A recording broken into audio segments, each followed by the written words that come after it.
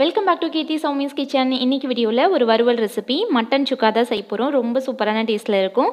ரொம்ப ஈஸியாக செஞ்சிடலாம். இப்போ வாங்க இந்த டேஸ்டியான மட்டன் சுக்கா எப்படி செய்கிறதுன்னு பார்க்கலாம்.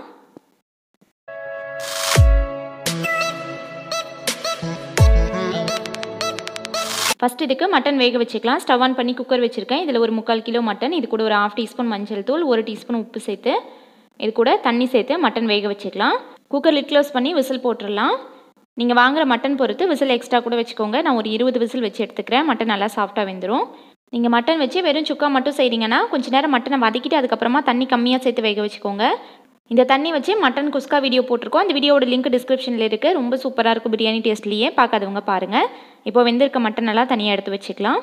இந்த மட்டன் தண்ணியில் செய்கிற குஸ்கா ரொம்ப சூப்பரான டேஸ்ட்டில் இருக்கும். கண்டிப்பாக ட்ரை பண்ணி பாருங்கள். இப்போ மசாலா வறுத்து அரைச்சிக்கலாம். ஸ்டவ் ஆன் பண்ணி வானல் வச்சுருக்கேன். இதில் 1/2 டீஸ்பூன் எண்ணெய் விட்டுக்கிறேன். இதில் ஒரு 1/4 டீஸ்பூன் கசகசா, 1/2 டீஸ்பூன் சோம்பு, 1/2 டீஸ்பூன் சீரகம், 1/2 டீஸ்பூன் மிளகு, ஒரு வரமிளகாய், 2 சின்ன துண்டு பட்டை, 2 கிராம்பு, ஒரு ஏலக்காய் சேர்த்து இதை வறுத்துக்கலாம். மட்டனில் செய்கிற எல்லா ரெசிபிக்கும் கசகசா கொஞ்சமாக சேர்த்துக்கோங்க. ரொம்ப சூப்பராக இருக்கும் டேஸ்ட்டு. லோ ஃப்ளேமில் வச்சுட்டு இதை வறுத்துக்கலாம். மிளகு வெடிக்கும் பார்த்து சேஃபாக வறுத்துக்கோங்க. இது 1 நிமிஷம் வறுபட்டதும் இதில் 2 துண்டு இஞ்சி, ஒரு 7-8 பல்லு பூண்டு, இது கூட ஒரு சின்ன சைஸ் வெங்காயம் இந்த மாதிரி ரஃபாக கட் பண்ணி சேர்த்துக்கிறேன். இது கூட கொஞ்சமாக கொத்தமல்லி தழை சேர்த்துக்கலாம். வாசனை ரொம்ப நல்லாயிருக்கும். இப்போது இதெல்லாம் லைட்டாக ஒரு 2 நிமிஷம் வதக்கிட்டு நல்லா ஆறுனதுக்கு அப்புறமா மிக்ஸி ஜாரில் போட்டு நல்லா பேஸ்ட்டாக அரைச்சிக்கலாம். இந்த மாதிரி ஃப்ரெஷ்ஷாக மசாலா வறுத்து அரைச்சி செஞ்சோன்னா சுக்காவோட டேஸ்ட்டு ரொம்ப நல்லாயிருக்கும். வெங்காயம் அதிகமாக வதக்கக்கூடாது. லைட்டாக டிரான்ஸ்பரண்ட் ஆனால் போதும். நம்ம மறுபடியும் அரைச்சிட்டு வதக்குவோம். இப்போ இது நல்லா ஆறுனதுக்கு அப்புறமா மிக்ஸி ஜாரில் போட்டு கொஞ்சமாக தண்ணி சேர்த்து இதை நல்லா ஃபைன் பேஸ்ட்டாக அரைச்சிக்கிறேன். அவ்வளோதான். இப்போது ஸ்டவ் ஆன் பண்ணி வானல் வச்சுருக்கேன். இதில் 2 டீஸ்பூன் எண்ணெய் விட்டுக்கிறேன்.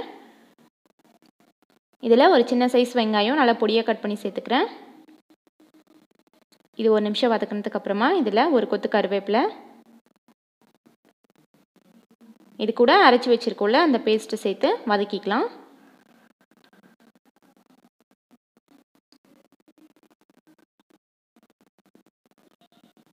இந்த மசாலாவோட பச்சை ஸ்மெல் போகணும். இது ஒரு 2 நிமிஷம் நல்லா எண்ணெய் பிரிஞ்சு வர மாதிரி வதக்கிக்கலாம். இப்போது இதில் 1/4 டீஸ்பூன் மஞ்சள் தூள், 1 டீஸ்பூன் கொத்தமல்லி தூள், 1 டீஸ்பூன் மிளகாய் பொடி, 1/2 டீஸ்பூன் கரம் மசாலா சேர்த்துக்கிறேன். காரத்துக்கு ஏற்ற மாதிரி மிளகாய் பொடி வேணால் எக்ஸ்ட்ரா சேர்த்துக்கோங்க. இப்போது இந்த மசாலாவோட பச்சை ஸ்மெல் போகிற மாதிரி ஒரு 2 நிமிஷம் இதை நல்லா மிக்ஸ் பண்ணி விட்டுக்கலாம். வதக்கிட்டு அதுக்கப்புறமா தண்ணி சேர்த்துக்கோங்க. ஃபஸ்ட்லேயே சேர்த்துட்டோன்னா பச்சை வாசனை போகாது.